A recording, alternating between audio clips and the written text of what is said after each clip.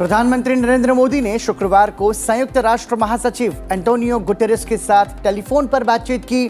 दोनों नेताओं ने कांगो लोकतांत्रिक गणराज्य में संयुक्त राष्ट्र संगठन इमोबिलाइजेशन मिशन पर हालिया हमले पर चर्चा की, जिसमें 2 भारतीय शांति सैनिक शहीद हो गए थे।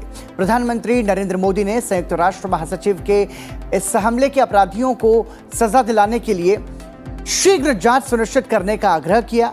उन्होंने संयुक्त राष्ट्र शांति स्थापना के लिए भारत की स्थायी प्रतिबद्धता को रेखांकित किया, जिसमें अब तक 2,50,000 से अधिक भारतीय शांति सैनिकों ने संयुक्त राष्ट्र शांति मिशन के तहत काम किया है।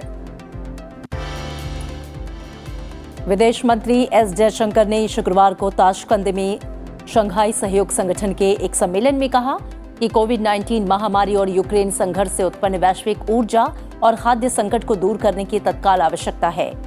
चीनी विदेश मंत्री वांग यी, रूसी विदेश मंत्री सरगेई लावरोव, पाकिस्तान के उनके समकक्ष बिलावल भुट्टो की मौजूदगी में एस जयशंकर ने कहा कि सभी तरह के आतंकवाद के प्रति बर्दाश्त नहीं करने की नीति होनी चाहिए। 8 देशों के समूह की विदेश मंत्री स्तरीय बैठक में अपने संबोधन में जयशंकर ने एससीओ के आर्थिक भविष्य के लिए चाबहार बंदरगाह की क्षमताओं को रेखांकित किया। जयशंकर ने एससीओ की बैठक में कहा कि वैश्विक ऊर्जा और खाद्य संकट का समाधान करने की तत्काल जरूरत है। प्रधानमंत्री नरेंद्र मोदी ने कहा कि भारत गिफ्ट सिटी के जरिए अंतर्राष्ट्रीय वित्तीय सेवा क्षेत्र में अपना दावा मजबूत कर रहा है। प्रधानमंत्री मोदी ने गुजरात के गांधीनगर में देश के पहले अंतर्राष्ट्रीय बुलियन एक्सचेंज की शुरुआत के मौके पर लोगों को संबोधित किया। प्रधानमंत्री ने कहा कि भारत दुनिया की अग्रणी अर्थव्यवस्थाओं में से एक है और तीव्र वृद्धि हासिल करेगा। ऐसे में हमें ऐसे संस्थान बनाने चाहिए जो हमारी मौजूदा और भविष्य की भूमिकाओं को पूरा कर सके। प्रधानमंत्री नरेंद्र मोदी ने कहा कि भारत के वैश्विक वित्तीय क्षेत्र में नई प्रवृत्ति उभर रही है और इस मामले में देश अब अमेरिका, ब्रिटेन और सिंगापुर जैसे देशों की कतार में खड़ा है। इस मौके पर उन्होंने अंतर्राष्ट्रीय वित्तीय केंद्र प्राधिकरण मुख्यालय की आधारशिला भी रखी।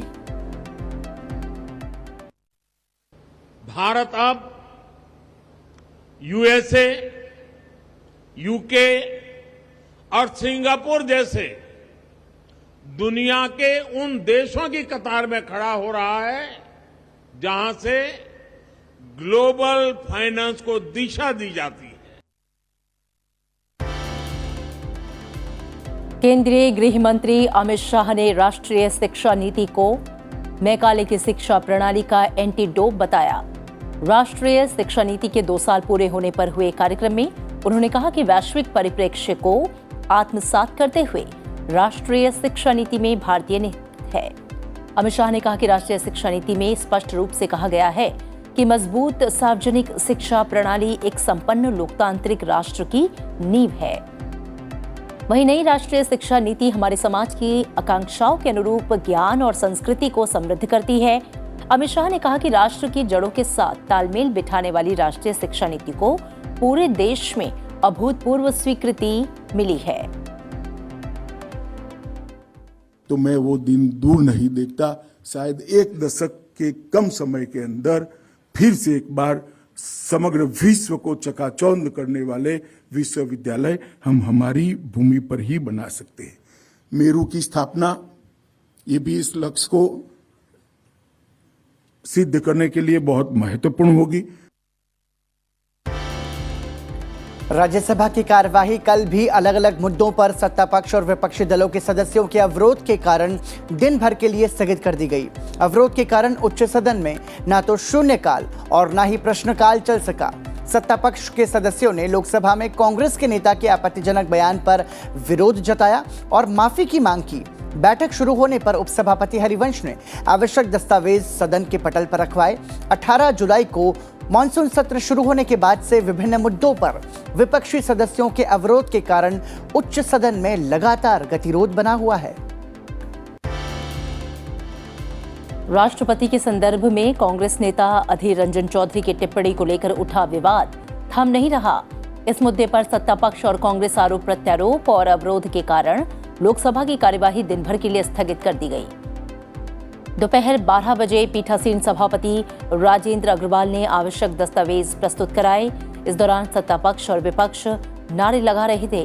पीठासीन सभापति ने सदस्यों से अपने स्थान पर बैठने और कार्यवाही चलने देने की अपील की। अवरोध नहीं थमता देख सदन की कार्यवाही दिन भर के लिए स्थगित कर दी गई। देश में 5G के स्पेक्ट्रम की नीलामी चौथे दिन भी जारी रही। अब तक हुए 16 दौर में कुल 1,49,623 करोड़ रुपए की बोलियां आ चुकी हैं। उत्तर प्रदेश ईस्ट सर्किल में 1800 मेगाहर्ट्ज बैंड के स्पेक्ट्रम में जियो और एयरटेल ने गहरी दिलचस्पी दिखाई है। मुकेश अंबानी के रिलायंस जियो, सुनील भारती मित्तल की भारतीय एयरटेल और गौतम अडानी की कंपनी के साथ साथ वोडाफोन आइडिया भी 5G स्पेक्ट्रम की दौड़ में है। बोली के पहले दिन मंगलवार को 4 दौर की नीलामी में 1.45 लाख करोड़ रुपए की बोली लगाई गई थी। 1 दिसंबर 2022 से या उसके बाद निर्मित, आयातित या पैक किए गए तंबाकू उत्पादों पर स्वास्थ्य संबंधी चेतावनी वाली एक नई तस्वीर दिखाई देगी, जिस पर लिखा होगा कि तंबाकू से दर्दनाक मौत होती है। ये तस्वीर 1 दिसंबर से 1 साल की अवधि के लिए वैध होगी। मंत्रालय ने सिगरेट और अन्य तंबाकू उत्पाद पैकेजिंग और लेबलिंग नियमावली 2008 में संशोधन के माध्यम से 21 जुलाई 2022 को नई स्वास्थ्य चेतावनियों को अधिसूचित किया है। सिगरेट और अन्य तंबाकू उत्पाद पैकेजिंग और लेबलिंग तीसरी संशोधन नियमावली 2022 के तहत संशोधित नियम 1 दिसंबर 2022 से लागू होंगे।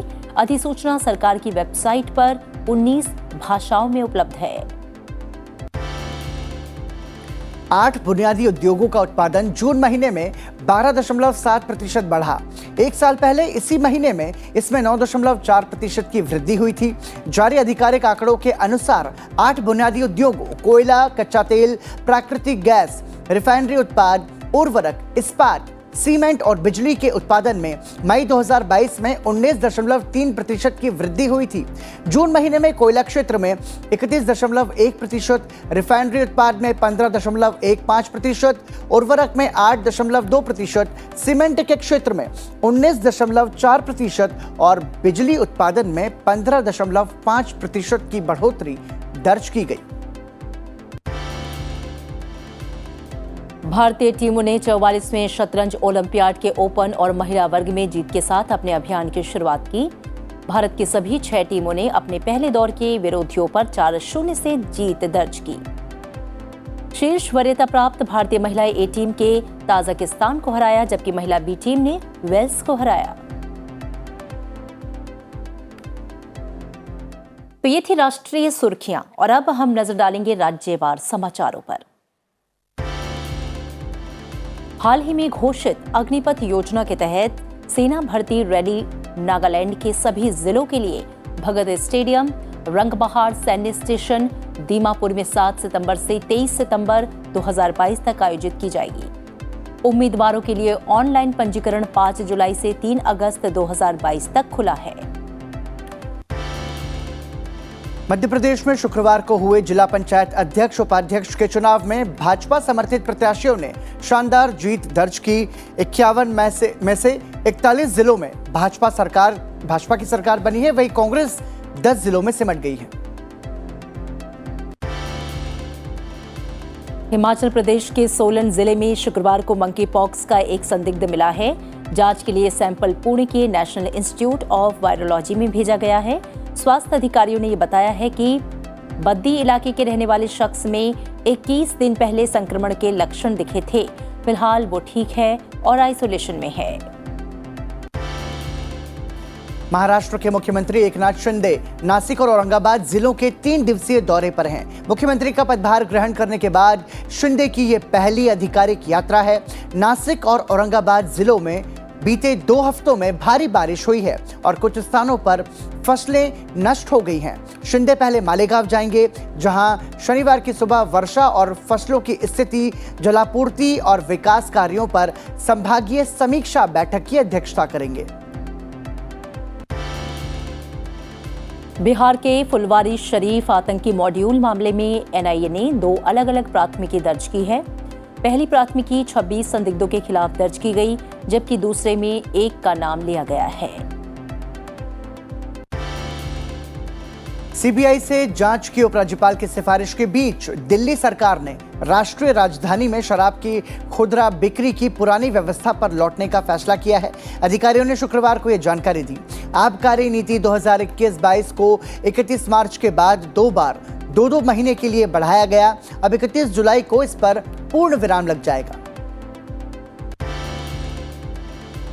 भारतीय जनता पार्टी के साथ राष्ट्रीय मोर्चों की 2 दिवसीय संयुक्त कार्य समिति की बैठक आज से पटना के ज्ञान भवन में होगी।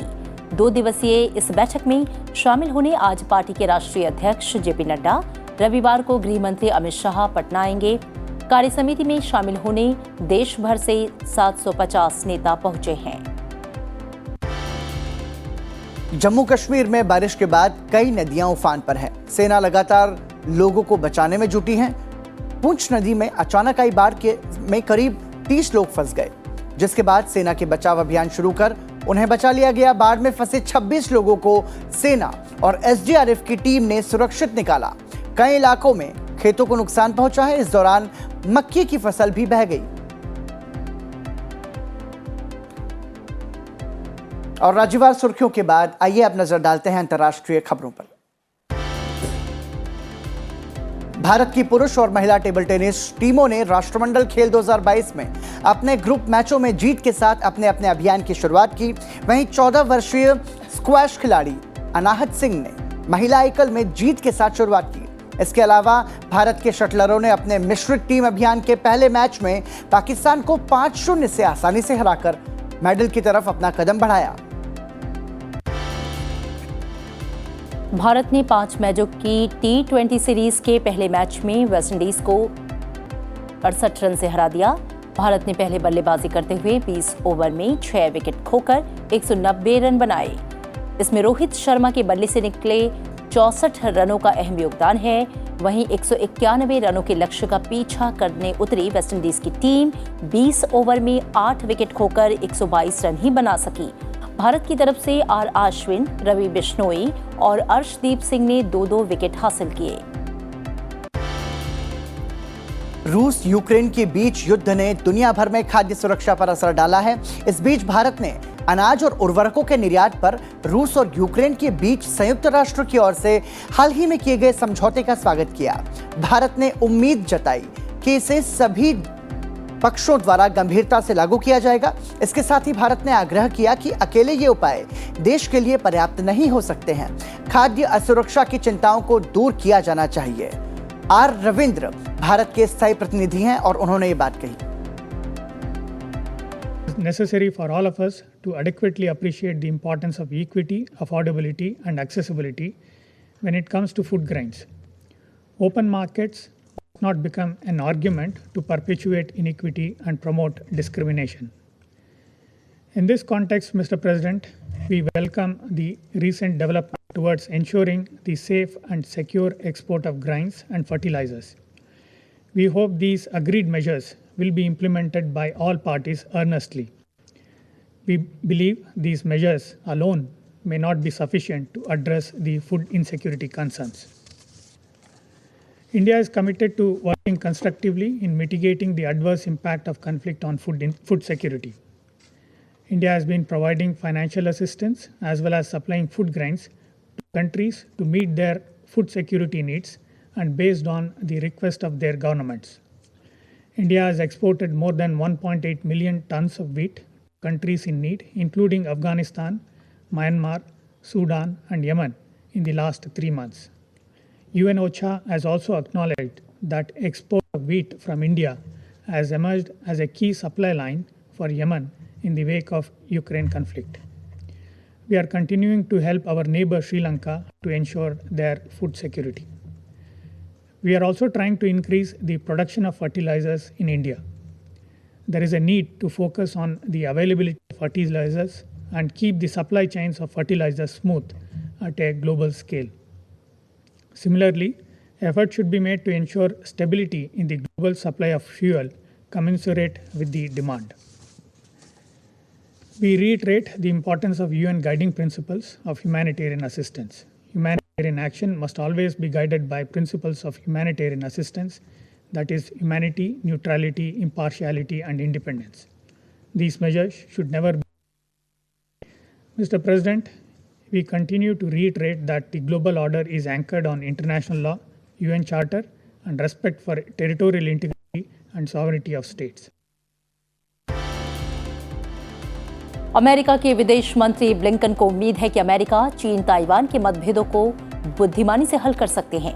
आपको बता दें कि राष्ट्रपति जो बाइडेन प्रशासन ने अमेरिकी हाउस स्पीकर नैन्सी पेलोसी द्वारा ताइवान की संभावित यात्रा के खिलाफ गर्म चीनी चेतावनियों को टालने की कोशिश की। बीजिंग ने ताइवान में लाइव फायर सैन्य अभ्यास की घोषणा की। पूर्वी यूक्रेन में रूस के समर्थन वाले अलगाववादियों ने दावा किया है कि मैरियुपोल पर कब्जे की जंग के दौरान बंधक बनाए गए कम से कम 53 यूक्रेनी युद्धबंदी यूक्रेन की गोलाबारी में मारे गए हैं। रूसी रक्षा मंत्रालय के मुताबिक यूक्रेन की ओर से रूसी नियंत्रण वाले दोनेस्क क्षेत्र में ओलेनिविका कस्बे की एक जेल में रॉकेट दागे गए, जिसमें 75 यूक्रेनी युद्धबंदी घायल हुए। इससे इलाके में तनाव है। विदेश मंत्री एंटनी ब्लिंकन ने रूसी विदेश मंत्री सर्गेई लावरोव से फोन पर बात की। रूस के यूक्रेन पर आक्रमण के बाद से दोनों पक्षों के बीच उच्चतम स्तर से ज्ञात संपर्क में ब्लिंकन ने रूस से अमेरिकी बंदियों ब्रिटनी ग्रिनर की रिहाई के लिए एक समझौते को स्वीकार करने का आग्रह किया है। ईरान में पिछले एक हफ्ते के दौरान आए भूस्खलन और बाढ़ से मरने वालों की संख्या बढ़कर 53 हो गई है। मरने वालों में तेहरान की राजधानी में आए भूस्खलन के बारे में मारे गए लोग भी शामिल हैं।